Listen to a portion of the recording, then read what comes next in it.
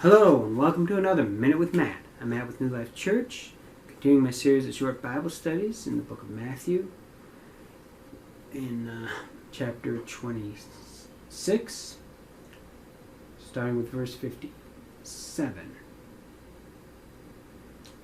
Jesus had just been arrested and brought to Caiaphas, arrested from the Garden of Gethsemane. And those who had laid hold of Jesus took him to Caiaphas the high priest. The scribes and the elders were assembled.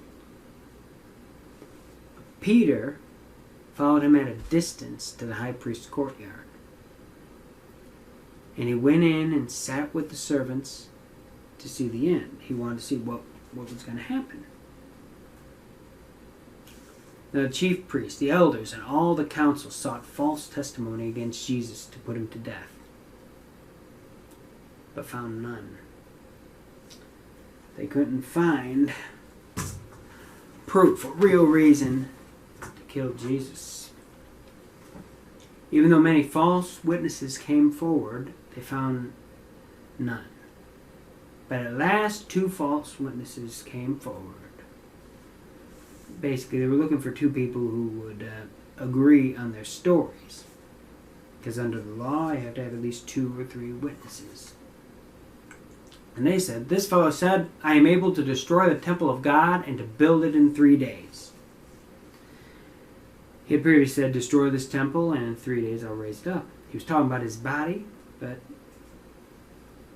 that's what they say. And the high priest arose and said to him, "Do you answer nothing? What is it these men testify against you?" But Jesus kept silent. And the high priest answered and said to him, "I put you under oath by the living God. Tell us if you are the Christ, the Son of God." Jesus said to him, "It is as you said. Nevertheless I say to you, hereafter you will see the Son of Man sitting at the right hand of the power, coming on the clouds of heaven." And he's put under oath by the high priest, saying, "Putting you under oath by God," and he did answer. And of course, then in verse 65, then the high priest tore his clothes and said, "He has spoken blasphemy." If it was anyone else but Jesus speaking, it would have been blasphemy. Jesus was simply telling the truth. He is the Christ. What further need do we have of witnesses? Look, now you have heard his blasphemy. What do you think? They answered and said, "He is deserving of death," which is what they had already decided before this so-called trial ever happened. Then they spat in his face and beat him.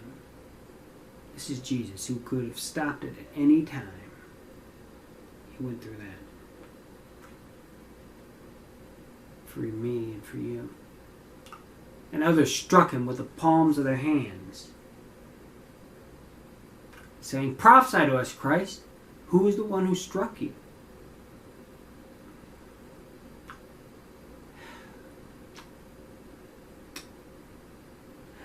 The whole time that you're hearing this, I want you to remember, bear in mind, he went through this for you. And he went through it for me too. He would have gone through it if you were the only one who would have been saved because of it. He didn't have to do it. He did it because he loved us. Now Peter sat outside in the courtyard, and a servant girl came to him saying, "You also were with Jesus of Galilee." But he denied it before them all, saying, "I do not know what you're saying." And when he had gone out to the gateway, another girl saw him and said to those who were there, "This fellow also was with Jesus of Nazareth." But again he denied with an oath, "I do not know the man." And we can criticize it, and he criticizes it. He and I know that Peter was ashamed of it to this day, but He was afraid he'd be crucified right along with Jesus.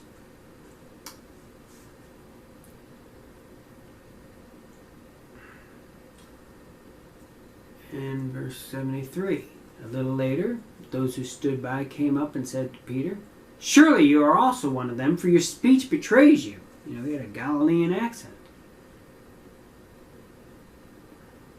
And he began to curse and swear, saying, "I do not know the man."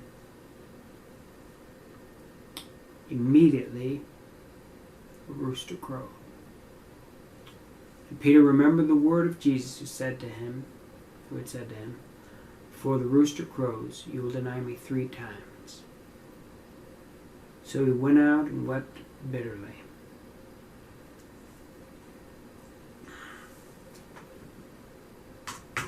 So, in this passage, you have Jesus going through this. Have you ever been someone spit in your face? I have. It's not pleasant.